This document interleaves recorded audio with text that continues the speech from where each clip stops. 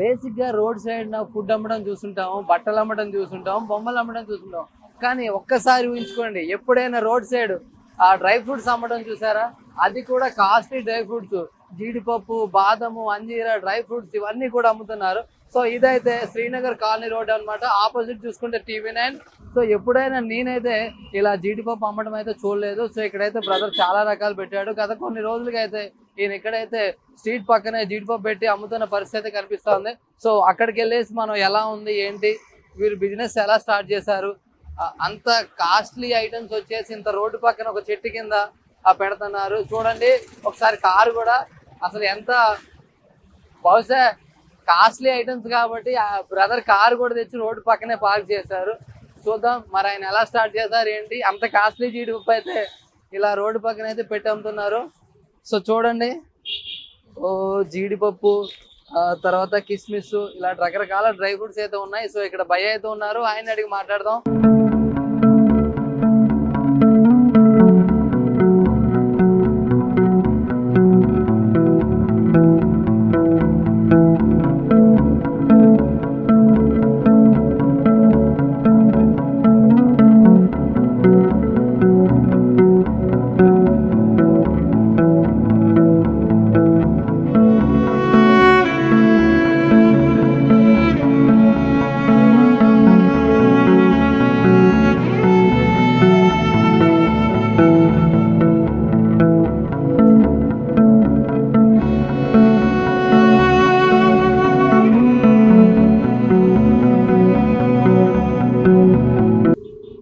నమస్తే అన్న. మా దగ్గర ఆల్ డ్రై ఫ్రూట్స్ ఉంటుంది అన్న. వాల్నట్ ఉంటుంది, ఇట్లా మిక్సింగ్ ఉంటుంది, పిస్తా ఉంటుంది. పిస్తా కూడా ఇప్పుడు బయట ఇక పేరెందుకు కానీ ఇలాంటి ప్యాకింగ్ వస్తుంది. ఈ ప్యాకింగ్ అనేది చిన్న సైజ్ పప్పు వస్తుంది సార్. ఇక మా దగ్గర ఇట్లా ఉంటుంది, జంబో సైజ్ ఉంటుంది. ఇక ఏదైనా కానీ కిస్మిస్ కావచ్చు, బ్లాక్ కిస్మిస్ ఉంటుంది, మనకు బాదం కావచ్చు, జీడిపప్పు కూడా ఎక్దమ్ టాప్ క్వాలిటీ ఉంటుంది. మొత్తం పెద్ద సైజు ఉంటుంది, వైట్ ఉంటుంది పప్పు. అంజీర్ కావచ్చు, ప్రతి ఒక్క ఐటమ్, ఒక్కటని కాదు, ప్రతి ఐటమ్ మీరు కొనే కస్టమర్ ఇక్కడనే చెక్ చేయవచ్చు. ఇక్కడనే ప్యాకెట్ ఓపెన్ చేసి టేస్ట్ చూసి మరి తీసుకెళ్ళచ్చు. అలా ఉంటుంది, అంత నమ్మకం ఉంటుంది. మంచి క్వాలిటీ వచ్చేసి 650-700 పైనే. కానీ ఇప్పుడు కొంతమంది అమ్ముతున్నారు కదా, ఇప్పుడు కుక్కట్పల్లి సైడ్ కావచ్చు, ఇంకా కొన్ని సైడ్లలో కార్ మీద పెట్టి అమ్ముతున్నారు, లేకపోతే బోర్డు పెట్టి అమ్ముతున్నారు. ఫారెస్ట్ పప్పు తినడానికి పనికిరాదు. జీడిపప్పు అనేది తోటపప్పు మాత్రమే తినడానికి పనికి వస్తుంది. ఇదైతే తోటపప్పు, ఇది కాదు, జీడిపప్పు అయితే మనకు తోటపప్పు. దానికి దీనికి తేడా ఎట్లుంటది? తేడా అంటే ఇది మొత్తం ఎట్లుంటది అంటే పొట్టుతో ఉంటది. వాళ్ళు ఏం చెప్తారంటే అన్పాలిస్ అంటారు. అన్పాలిస్ కాదు, తినేటప్పుడు చేదు వచ్చేస్తుంది. చాలా మంది ఇంటికి తీసుకెళ్లి పడేసిన వాళ్ళు చాలా మంది నా దగ్గర వచ్చి చెప్తుంటారు.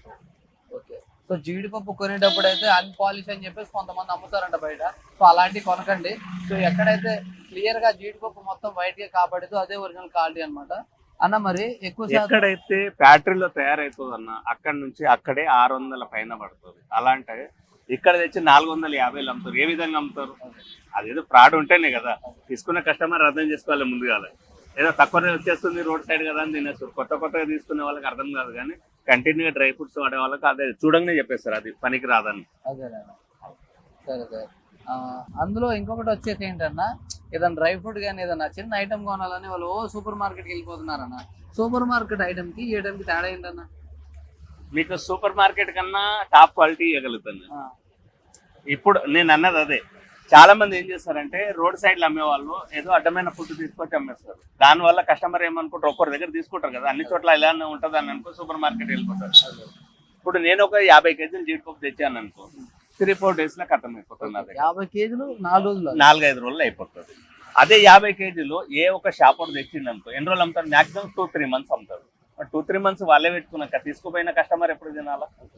అందుగురికి మాది ఎట్లా ఉంటుంది అంటే తేగానే తొందరగా ఊడగొట్టేస్తాం.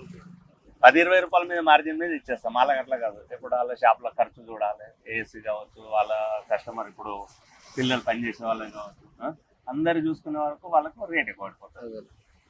అయితే ఇప్పుడు ఓకే ఓకే, అందులో ఇప్పుడు మనం నిల్వ ఎన్ని రోజులు ఉంచుకోవచ్చు అన్న? ఇది ఏదైనా 1 year పెట్టుకోవచ్చు. 1 year? 1 year పెట్టుకోవచ్చు. కానీ 1 year పెట్టుకుంటే ఎట్లా అంటే అది ఫ్రిడ్జ్ లో పెట్టుకోవాలి. ఇంకోటి వచ్చిన స్టాక్ ఫ్రెష్ వచ్చిన స్టార్ట్ చేయాలి. కానీ అది 6 months మనం పెట్టుకున్నాక 1 year అని అన్నాం అనుకో, వాళ్ళ దగ్గర ఎక్కడ ఉంటుంది? ఇంకో 6 మంత్ ఉంటుంది అంతే. 6 మంత్ మనం పెట్టుకుంటాం కాబట్టి 6 మంత్ వాళ్ళ దగ్గర ఉంటుంది. అట్లా ఇప్పుడు ఇది ఫ్యాక్టరీకి వెళ్ళి మన దగ్గర రావాలి 1 మంత్ పడుతుంది. ఇప్పుడు మనం కస్టమర్లు ఒక 10 days ఇచ్చేస్తాం. అప్పుడు వాళ్ళు ఏం చేస్తారు, ఒక 2-3 months లో బయట పెట్టైనా వాడేస్తారు. లేకపోతే ఫ్రిడ్జ్ లో పెట్టుకుంటే 1 year దాకా యూజ్ చేయొచ్చు. ఇప్పుడు షాప్ లో ఏం చేస్తారు, వాళ్ళ దగ్గర ఎట్లా తెచ్చి బయట పెట్టేస్తారు. ఆ కొన్ని రోజుల తర్వాత తీసుకుపోయిన కస్టమర్ల దగ్గర పాడైపోతుంటారు. అన్న కేవలం నార్మల్ పీపుల్ కే కాకుండా సెలబ్రిటీలు కూడా అమ్మారన్న మీరైతే. సో మీరు మొదలు పెట్టినప్పుడు 2021 కదా, అప్పట్లో ఈ డ్రై ఫ్రూట్స్ రేట్లు ఎలా ఉండే అన్న? అప్పట్లో 180-200 రూపాయలు కేజీ ఉండేది. ఇప్పుడు వచ్చేసి అదే క్వాలిటీ 700-800 వరకు వెళ్ళింది. ఇప్పుడు అయితే మామూలుగా 700-650 నడుస్తుంది. కానీ మధ్యలో రేట్లు పెరిగినాయి. ఇప్పుడు కొంతమంది చాలా ఎక్కడ పడితే అక్కడ హైదరాబాద్లో చాలా స్టాల్ పెట్టేసారు. ఒక చోట డ్రై ఫ్రూట్ షాపులు పెట్టేసారు, మళ్ళీ రోడ్ సైడ్లో పెట్టే వాళ్ళు చాలా మంది పెట్టేసారు. స్ట్రీట్ వెండర్స్ అని ఎక్కడ చూసినా కానీ కార్లు తేవడం, కార్లలో నింపేసి డిక్కీలో పెట్టి అమ్ముతున్నారు. కానీ వాస్తవానికి అయితే అందులో వచ్చేసి అన్న మీరు ఒక 23 సంవత్సరాల నుంచి ఇలానే రోడ్ సైడ్ పెట్టి అమ్ముతున్నారు. సో ఎన్ని ప్రభుత్వాలు మారుంటాయి, మీరు మాత్రం ఇలానే రోడ్ సైడ్ పెడుతున్నారన్న. సో మీకు ఎప్పుడైనా కానీ ఇన్ని సంవత్సరాలలో ఎప్పుడైనా ఒక చిన్న షాప్ పెట్టుకోవాలని అనిపించలేదా? లేదండి.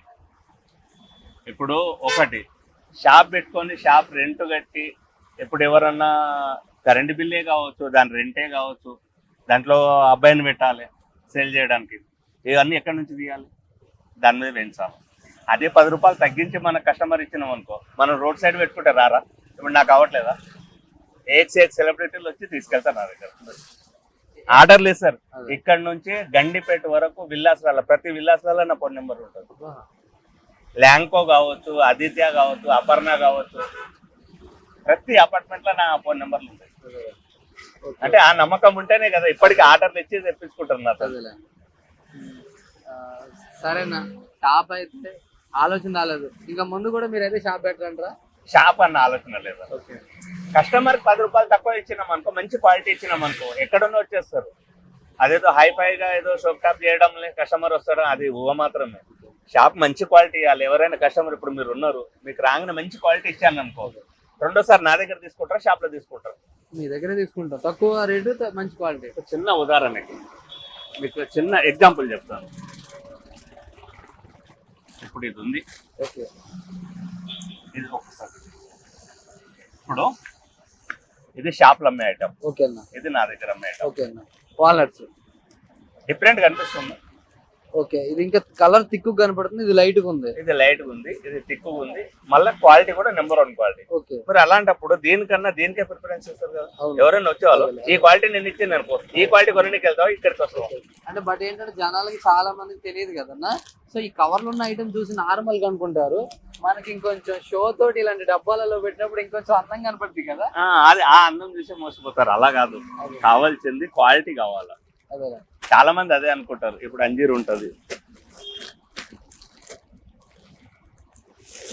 ఇలాంటి క్వాలిటీ పెడతారు. ఈ క్వాలిటీ ఎంత 800-900 వచ్చేస్తారు. అదే మీకు టాప్ క్వాలిటీ అనుకో, ఇగో ఇలాంటి మంచి క్వాలిటీలు ఉన్నాయి అనుకో, పెద్ద సైజ్ క్వాలిటీలు, నెంబర్ 1 క్వాలిటీలు ఉన్నాయి అనుకో, ఇవి వచ్చేసి మీకు 1300-1400 ఉంటుంది.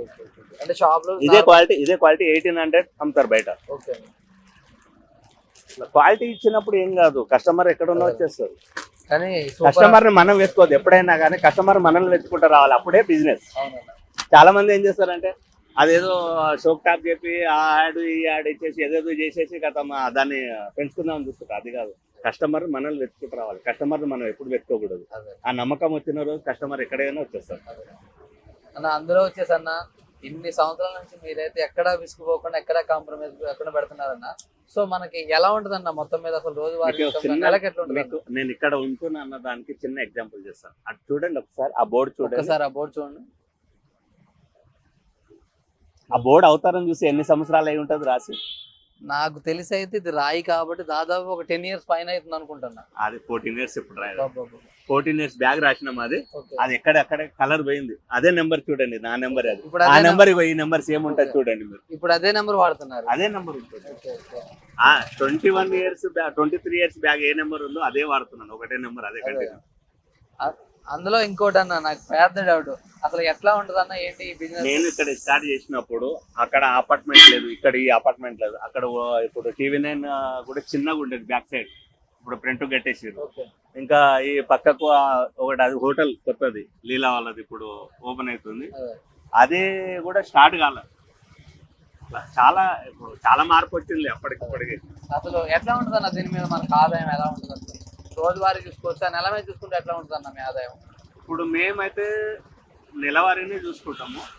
నెలకు వచ్చేసి ఇప్పుడు ఎవరి దగ్గర పని చేసినాం అనుకో, యాక్చువల్లీ ఇప్పుడు మంచి చదువుకున్న పిల్లలే చాలా మంది రోడ్డు మీదకి వచ్చేస్తారు. జాబ్ల గురించి వాళ్ళ దగ్గర పోవడం, ఇంటర్వ్యూ పిలవడం, మళ్ళీ సరే తర్వాత చెప్తామని పంపించడం, వాళ్ళ విసికి వచ్చేసి చాలా మంది ఆత్మహత్యలు చేసుకోవడం, లేకపోతే చదువుకున్న వాళ్ళు కూడా తల్లిదండ్రులకు సంతోషం లేకుండా ఎంత చదివించి కూడా వేస్ట్ అయిపోయిందని బాధపడడం.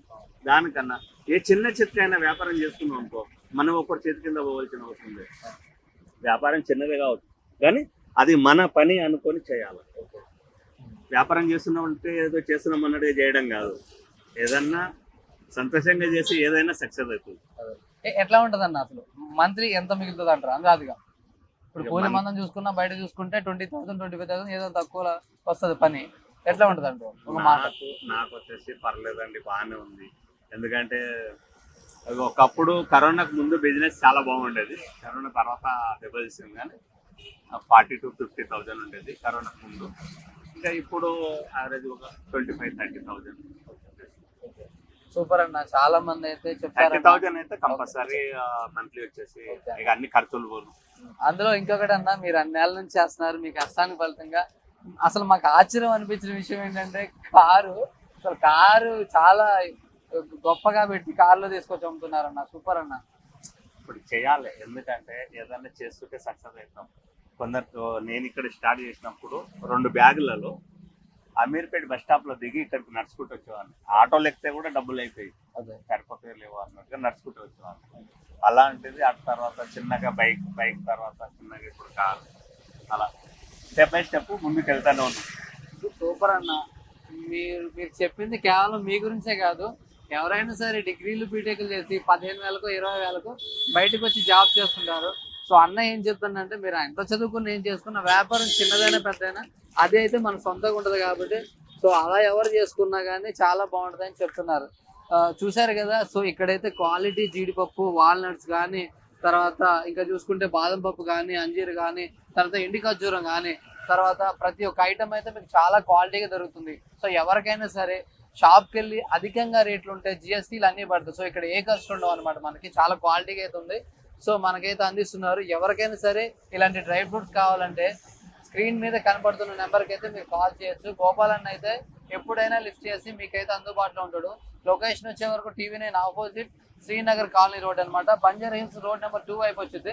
మనకి నియర్ బై పెట్రోల్ బంక్ అయితే ఉన్నది. సో ఎవరికైనా సరే డ్రై ఫ్రూట్స్ కావాలంటే మీరైతే గోపాలన్న సంప్రదించవచ్చు. వివరాలకి కింద అయితే డిస్క్రిప్షన్లో నెంబర్ ఉంటుంది. Thank you so much. ఒకటి ఏంటంటే, ఎప్పుడైనా చదువుకున్న పిల్లలు ఈ రోజులు ఒకటే, ఆ కంపెనీలో పోతే ఏ జాబ్ ఇస్తాడు, ఈ ఆఫీసులో పోతే ఏ జాబ్, ఎక్కడో దొరకకపోతుందా అని వెతుకుతున్నారు. ప్రభుత్వం మనకేం చేస్తుంది, అన్ని విధాలు ఎంతసేపు బయట అదర్ పార్టీ మీదనే ఆధారపడుతుంది. అట్లా కాదు, సొంతంగా ఆలోచించిన వారికి ఎప్పుడు కొదువు ఉండదు. అవునా కదా? అవును. ఇప్పుడు ఈ ప్రభుత్వం ఉన్నది, ఏం చేస్తుంది నాకని అంటుంది, ఏం జాబులు ఇవ్వట్లేదు, ఒక జాబ్ కూడా రావట్లేదు, జాబులు వదిలితే మనం చేసుకుంటాం కదా అని అనుకుంటారు. అదే మనమే సొంతంగా కష్టపడి ఏదన్నా చేసి ఇంకో 10 మంది కలిగి చేయొచ్చు కదా. సూపర్ అన్న, మస్తు మాట చెప్పినాను. అవునా కదా? ఎంతసేపు నీ మీద నేను ఆధారపడే కానీ నా మీద ఇంకో 4 ఆధారపడే విధంగా నేను చేసుకోవచ్చు కదా. తప్పేం లేదు కదా. చేసి ఏది కాదు, చేసి ఏదైనా ఎట్లా